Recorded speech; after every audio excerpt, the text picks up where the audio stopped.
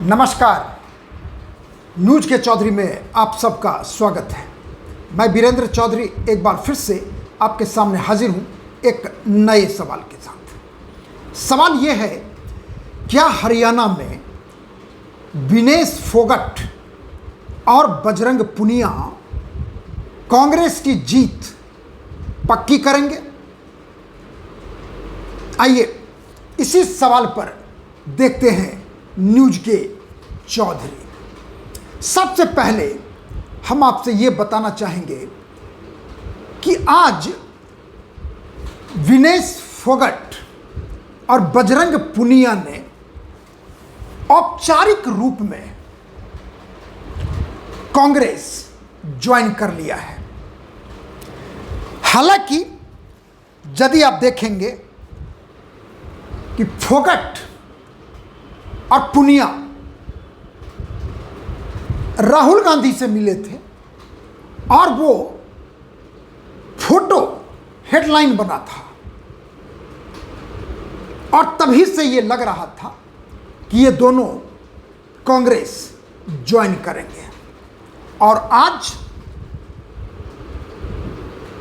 विनेश फोगट और बजरंग पुनिया कांग्रेस अध्यक्ष मल्लिकार्जुन खड़गे से मिले और उसके बाद औपचारिक रूप में कांग्रेस ऑफिस में जाकर उन्होंने कांग्रेस में शामिल होने का ऐलान कर दिया और कहा कि बुरे वक्त में बीजेपी को छोड़ सभी दूसरी पार्टियों ने साथ दिया। अब देखिए, यहां पर एक टाइमलाइन है। विनेश फोगट 6 अगस्त को पेरिस के ओलंपिक खेल में कुश्ती की प्रतियोगिता में क्वार्टर फाइनल में 3 प्रतियोगिता में उनकी जीत हुई थी और उसके बाद पूरा देश आस लगाए बैठा था कि विनेश फोगट ओलंपिक के भारतीय इतिहास में एक इतिहास रचेंगी। लेकिन 7 अगस्त को विनेश फोगट ओलंपिक से डिस्क्वालीफाई हो गई अपने वजन को लेके। 50 किलो कैटेगरी में उनका वजन ज़्यादा हो गया, 50 ग्राम। इसकी वजह से उन्हें बाहर कर दिया गया। और आज 6 अगस्त और आज है 6 सितंबर, चुनाव है हरियाणा में 5 अक्टूबर को और परिणाम घोषित होगा 8 अक्टूबर को। सवाल यह है, जो मेरा सवाल है, कि क्या विनेश फोगट और बजरंग पुनिया कांग्रेस की जीत पक्की कर देंगे?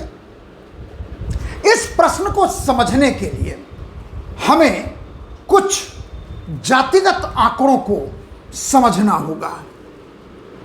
और जातिगत आंकड़े हरियाणा ही नहीं, पूरे देश में राजनीतिक मैदान में प्रयोग होता है और उस प्रयोग के आधार पर सफलता भी मिलती है। और जहां तक हरियाणा का सवाल है, वहां पे फोगट और पुनिया दोनों जाट समुदाय से आते हैं, दोनों खेलों के लिए जाने जाते हैं और हरियाणा में खेलों की एक वातावरण ऐसी है कि देश के, भारत के खेलों के अंतर्राष्ट्रीय मैदान में हरियाणा का एक अहम स्थान रहता है जिसे कोई नकार नहीं सकता। फोगट और पुनिया ये तय था कि बीजेपी में तो नहीं आएंगे, क्योंकि उन दोनों का सॉफ्ट कॉर्नर या एसोसिएशन फार्मर्स एसोसिएशन से पहले से रहा प्रोटेस्ट से रहा और उन्होंने कई बार साफ साफ संकेत भी दिया और इससे साफ था कि वो 6 अगस्त के बाद 6 सितंबर को उनकी दिशा किधर को होगी। लेकिन असली खेल तो यह है कि क्या इन दोनों के आने से हरियाणा में बीजेपी का सुपड़ा साफ हो जाएगा? क्या कांग्रेस इन दोनों के आने से बिल्कुल 2/3 की मेजॉरिटी पाएगी? अब जानिए आप, इन दोनों के आने से 2 चीज। एक तो इन दोनों में चुनाव कहां से लड़ेंगे। अब मैं आपको बताता हूं, विनेश फोगाट का 3 ऑप्शन है जहां से वो चुनाव लड़ेंगी, लड़ सकती हैं। एक है दादरी, दूसरा है जुलाना और तीसरा है बढ़ारा। दादरी से पिछले बार मैं आपको बताऊंगा कि दादरी में क्या स्थिति थी। वो देखिए, दादरी विधानसभा क्षेत्र जहां पर 2019 में इंडिपेंडेंट स्वतंत्र उम्मीदवार सोमवीर सांगवान जीते थे और यदि आप देखें दूसरे नंबर पर दुष्यंत चौटाला की पार्टी जेजेपी थी। तीसरे नंबर पर 2019 विधानसभा चुनाव का परिणाम बता रहा हूं आपको मैं, दादरी से बबीता फोगाट थी। बबीता फोगाट वही है जो विनेश फोगाट की चचेरी बहन है। अब देखिए, बीजेपी तीसरे पोजीशन पर थी, आरजेपी चौथे पोजीशन पर थी। जानते हैं आप कांग्रेस कितने पोजीशन पर थी दादरी में? 5वें पोजीशन पर। यानी कांग्रेस को कितना वोट मिला था यह भी यदि मैं आपको बताऊं तो आपको आश्चर्य होगा। 6.34% वोट मिला था दादरी में 2019 के विधानसभा चुनाव में। अब हम आते हैं दूसरे क्षेत्र पर, बढ़ारा।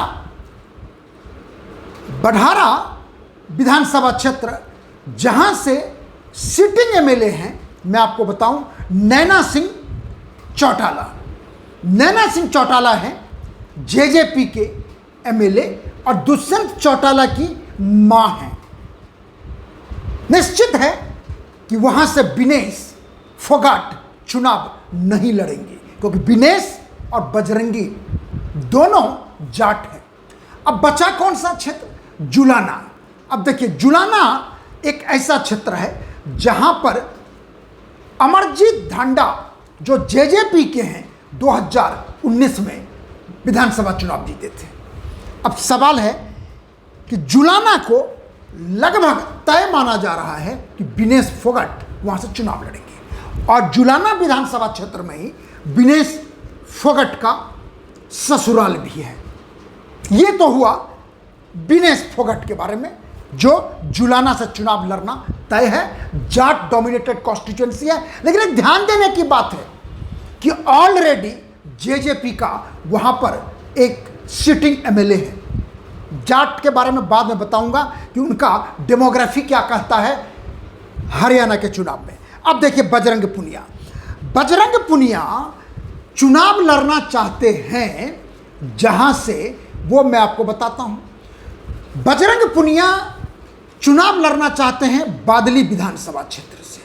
अब बादली विधानसभा क्षेत्र में एक समस्या है कांग्रेस के लिए कि वहां से सिटिंग एमएलए हैं कुलदीप बट्स और हरियाणा में ब्राह्मणों की आबादी ठीक ठाक है, साइजेबल है और कांग्रेस वो रिस्क नहीं लेना चाहती कि बट्स को बाहर करके बजरंग पुनिया को लड़ा दिया जाए, क्योंकि यदि वो लड़ाते हैं ऐसा तो ये तय है कि बीजेपी के डॉक्टर ओपी धनखड़ जो 2014 में भी बादली से चुनाव जीते थे, अब की बार भी खड़े हैं और वो आसानी से चुनाव जीत सकते हैं। इसलिए कांग्रेस नहीं चाहती कि पुनिया को बादली से चुनाव लड़ाया जाए। उनको ऑप्शन दिया गया है जो मैं आपको बताना चाहता हूं। वो देखिए ऑप्शन कहाँ है, बहादुरगढ़। बहादुरगढ़ में 2019 में कांग्रेस की जीत हुई थी। दूसरा ऑप्शन दिया गया है उनको सोनीपत। सोनीपत से भी 2019 में कांग्रेस की जीत हुई थी। और तीसरा है, आपको मैं बताऊं, वो है जो मैं बादली आपको बता चुका हूं, और सोनीपत और भिवानी। भिवानी के बारे में भी जानना जरूरी है कि भिवानी में 2019 में जीत हुई थी। मैं आपको बताऊं, बीजेपी की जो घनश्याम सर्राफ थे, और वहाँ पर दूसरे नंबर पर थे जेजेपी। लेकिन सवाल ये है कि बजरंग पुनिया बादली से ही चुनाव लड़ना चाहते हैं, इसलिए कहा यह जा रहा है कि बजरंग पुनिया को वीआईपी चुनाव प्रचारक कांग्रेस बनाएगी और पूरे हरियाणा में उनको घुमाएगी प्रचार अभियान में। तो अब सवाल यह है कि तय नहीं हुआ है, लेकिन एक अनुमान लगाया जा रहा है कि विनेश फोगाट चुनाव लड़ेंगी जुलाना से, और बजरंग पुनिया हो सकता है चुनाव ना लड़े, क्योंकि उनकी इच्छा है बादली, और कांग्रेस की समस्या है बादली में। ये तो हुई दोनों चुनाव कहां से लड़ेंगे नहीं लड़ेंगे, ये तय करेगी पार्टी फाइनली। अभी ये स्पेक्यूलेशन है। अब देखिए इन दोनों के आने से क्या फर्क पड़ेगा हरियाणा के चुनाव में। देखिए मैं आपको बड़ा ही मार्के की बात बता रहा हूं। 2014 लोकसभा चुनाव और विधानसभा चुनाव हरियाणा में बीजेपी ने एक ऐसा स्ट्रेटेजी शुरू किया जिसमें जाट वोट और नॉन जाट वोट दो फांक हो गया। और उसका परिणाम क्या हुआ कि बीजेपी 10 में से पहली बार 7 लोकसभा सीट जीती, और जब विधानसभा चुनाव हुआ तो 90 में से 47 सीट। अब आप कहेंगे कि जाट वोट जो है आखिर है कितना? जाट वोट के इतने क्लेमेंट हैं। हुडा साहब हैं, आप जानते हैं, दुष्यंत चौटाला है, और आईएनएलडी भी है। चौटाला परिवार में 2 पार्टी है, आईएनएलडी है और जेजेपी है। तो कहने का मतलब है कि जाट के क्लेमेंट 3 पार्टी है जो 3 जगह बंटता है, और जो अन्य बचे मैं आपको बताता हूं कि अन्य है क्या। देखिए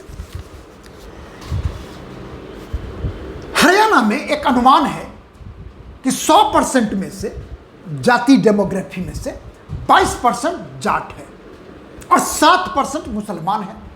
कुल कितना हुआ? 29। अब 30% कर दीजिए, बचा कितना?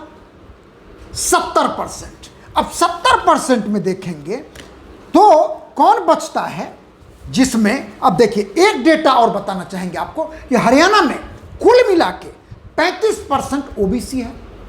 ओबीसी चीफ मिनिस्टर है बीजेपी के सैनी साहब। दलित की आबादी है 20%, और जनरल कैटेगरी के लोग हैं 45%। अब आप आइए देखिए जाट वाला जो हिंदू वोट है उसमें क्या बंटवारा है। जाट का आप 22% मान लीजिए, 20 से 22% कहते हैं, 22% मान लीजिए। अब देखिए राजपूत की आबादी है 6-10 से 8%। हरियाणा में ब्राह्मणों की आबादी खास है, जो मैं कह रहा था, तकरीबन अब मैं बताऊं आपको 5 से 6% है। जाटव करीब 9% है, अरोरा 6% है, वैश्या 4% है, वाल्मीकि 4% है, यादव 4% है, गुज्जर 3% है, और बाकी सब जो है हिंदू में उन सब का 1% आधा % है। अब मैं कहना ये चाहता हूं कि यदि आप हरियाणा के चुनावी जंग में जाट और मुसलमान को छांट दीजिए, 70% निकल जाता है, नहीं माफ करेंगे 30% निकलता है और बचता है 70%। अब बीजेपी का टारगेट यही 70% है, और उसी आधार पर बीजेपी ने 2014 में चुनाव जीता, और 2014 से भी ज़्यादा लोकसभा सीट हरियाणा में 2019 में बीजेपी को 100% सफलता मिली, यानी 10 के 10। कांग्रेस का खाता नहीं खुला।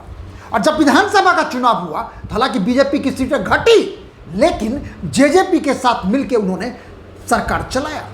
और अब की बार बीजेपी का तीसरी बार होगा। यदि जीत जाती है तो वो हैट्रिक बनेगा।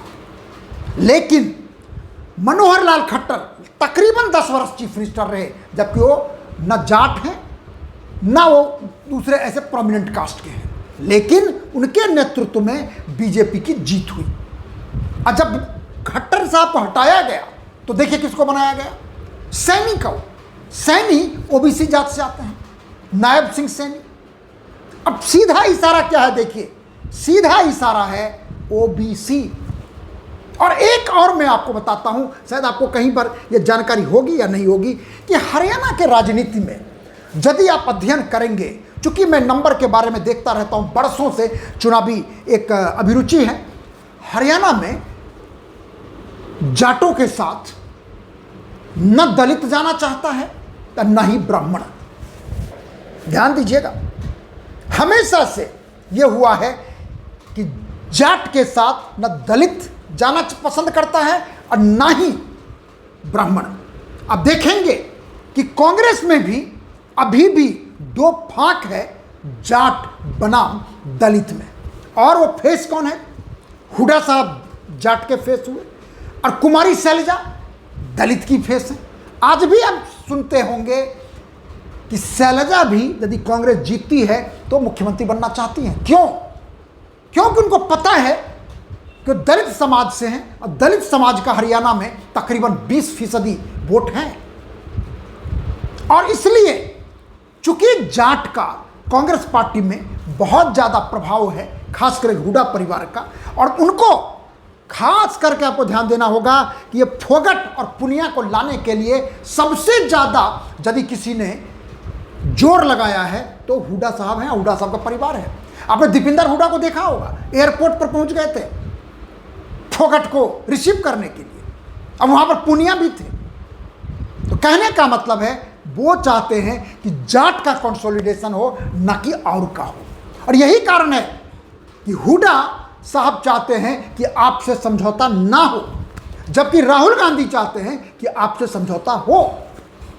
ऐसी स्थिति में यदि आप देखेंगे तो मुझे लगता है, जो मैं आपको बताना चाह रहा था, कि फोगट और पुनिया के आने से बहुत ज़्यादा प्रभाव चुनावी परिणाम पर नहीं पड़ेगा, क्योंकि सवाल है 30% का। और वो 30% में जो क्लेमेंट हैं कई हैं। मान लीजिए मेजॉरिटी मिल जाता है तो भी मेरे कहने का मतलब है कि यदि आप लोकसभा का आंकड़ा, जैसा मैंने पहले के वीडियो में कहा है, वो आपके जोड़ने से है। मैं रिपीट नहीं करना चाहता कि लोकसभा चुनाव में भी भले बीजेपी को 5 सीट मिला, लेकिन वोट परसेंटेज का फासला जो है कांग्रेस और बीजेपी में 2.5% का है, यानी बीजेपी 2.5% आगे है। यदि आपके साथ समझौता ना होता तो निश्चित मानिए, यकीन मानिए, जो मेरा अनुमान है, बीजेपी को 10 में से 9 सीटें मिलती, कांग्रेस को 1 या मैक्स 2 सीटें मिलती, उसके अलावा कुछ नहीं।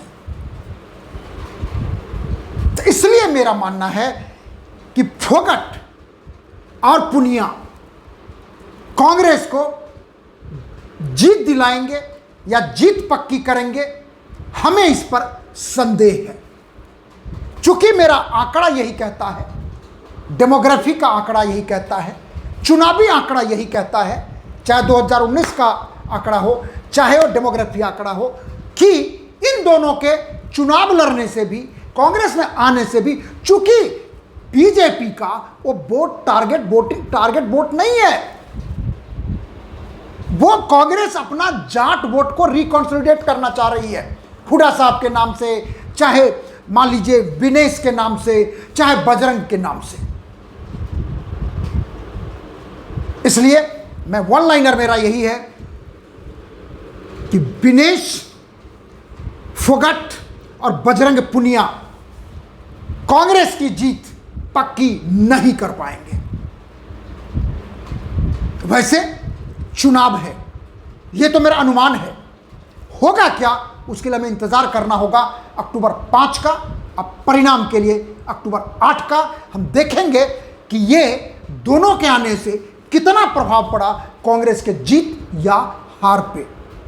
आखिर में यदि आपको कार्यक्रम अच्छा लगता है तो इसे आप लाइक करें, शेयर करें, और जो कुछ कहना चाहते हैं तो कमेंट सेक्शन में जाकर अपनी बात जरूर लिखें। और एक निवेदन कि मेरे YouTube चैनल को आप जरूर सब्सक्राइब करें, आपसे हमारी विनती है, प्रार्थना है, आग्रह है। बहुत बहुत धन्यवाद। नमस्कार।